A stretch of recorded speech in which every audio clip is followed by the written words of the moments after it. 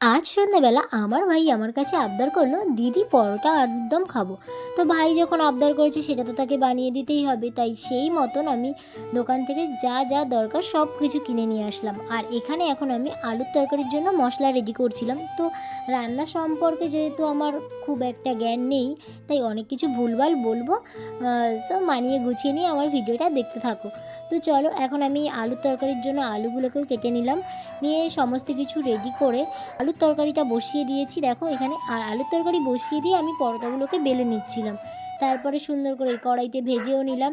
দেখো finally ready হয়ে গেল আমার পরোটা আর আলুর দম। দেখতে তো খুবই সুন্দর হয়েছে, জানি না খেতে কেমন হচ্ছে। তো চলো ভাইয়ের কাছ থেকে শুনে নেওয়া যাক যে পরোটাগুলো কেমন খেতে হয়েছে। তরকারিটা একটু বেশি ঝাল হয়ে গেছে।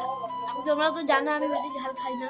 যাই হোক, খাবারের রিভিউ তো আমি পেয়েই গেছি, আর তোমরাও সেটা শুনে নিলে। আর এখন আমি পরোটা খাই আর তোমরা ভিডিওটিতে লাইক করো। তো চলো টাটা সবাইকে।